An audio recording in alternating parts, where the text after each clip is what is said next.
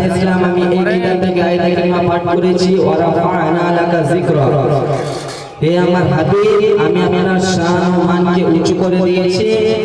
আজ পর্যন্ত কেউ আপনার শান ও মানকে নিচু করতে পারেনি, কিয়ামত পর্যন্ত পারবে না। ব্রাদার মিল্লাত ইসলামে দেখুন, কয়েক মাস আগে আই লাভ মোহাম্মদ নামে একটা ফেস্টুন টাঙার জন্য একটি খতরনাক কেস হয়েছিল।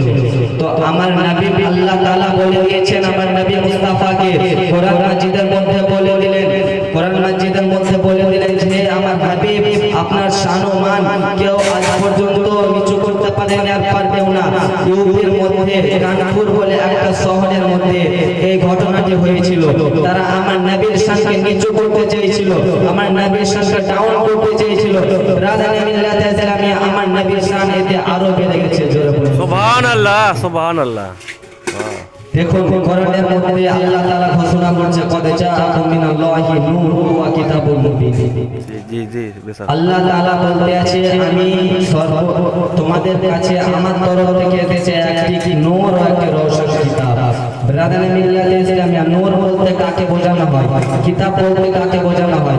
নূর বলতে এই যে কোনো আলো নয়, নূর বলতে সূর্যের আলোকে বোঝায় না, নূর বলতে লাইটের আলোকে বোঝায় না, নূর বলতে অন্য রকম আলোকে বোঝায় না।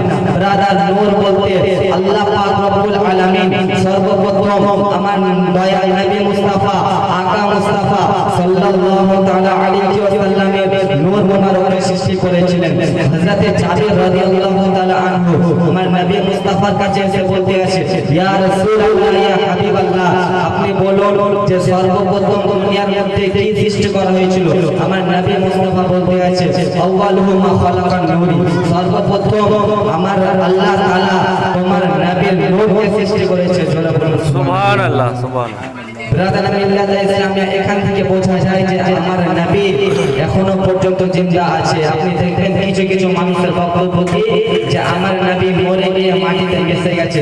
আমি তাদেরকে বলতে চাই, যদি আমার নবী মুস্তাফা সাল্লাল্লাহু তাআলা আলাইহি ওয়াসাল্লাম মাটিতে মিশে যায়নি, মরে যায়নি, ব্রাদার ইসলাম হাদিস শরীফের মধ্যে আছে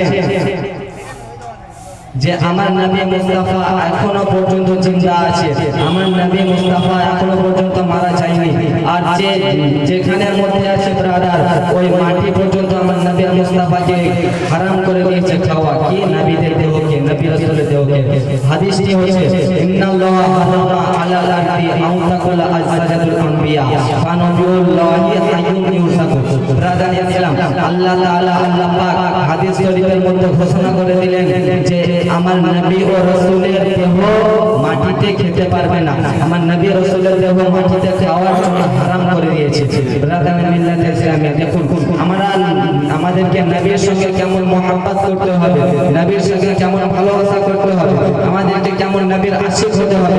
আপনি হযরত বেলাল হাবশী রাদিয়াল্লাহু তাআলা আনহু, হযরত বেলাল হাবশী রাদিয়াল্লাহু তাআলা আনহু বাবাজি উমাইয়ার কাছে যেমন কাজ করত, তো উমাইয়া এত অত্যাচার করেছিল, আমার নবী মুস্তাফার কলমা ছাড়েনি। এই হচ্ছে আশিক।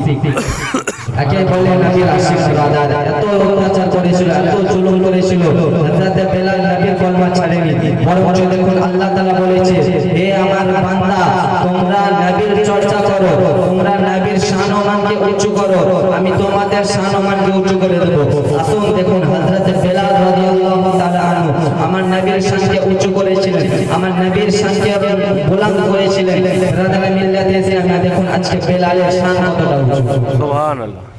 ব্রাদার মিল্লাত ইসলামিয়া দেখুন হযরত বেলাল রাদিয়াল্লাহু তাআলা যিনি একজন আল্লাহর আশিক, যিনি আল্লাহর প্রিয় বন্ধু, সেই বেলাল যেন আমাদের কাছে তিনি বলে দিলেন যে আমাদের মতো নবীর সঙ্গে ভালোবাসা করতে হবে, নবীর সঙ্গে ভালো আচরণ করতে হবে।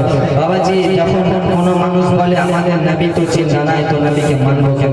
আমি আগে বলে দিলাম, হাদিস শরীফের মধ্যে বলে দিয়েছে আমার নবী জিন্দা নয়, আমার নবী জীবিত আছে। ব্রাদার মিল্লাত ইসলামিয়া হযরত বেলাল একদিন ঘরের মধ্যে বসে আছে। বাবা, আমার দয়ার নবী মুস্তাফা সাল্লাল্লাহু আলাইহি ওয়াসাল্লাম এসে বলতে আছে, বেলাল তোমাকে বিবাহ করতে হবে। বেলাল বলতে আছে তোমাকে বিবাহ করতে হবে। বেলাল বলতে আছে, ও নবী আমি বিবাহ করব কেমন করে? আমি দেখতে কালো, আমার ছোট মোটা মোটা। 50 হয়ে গেছে। তো এই বলে আমার বক্তব্য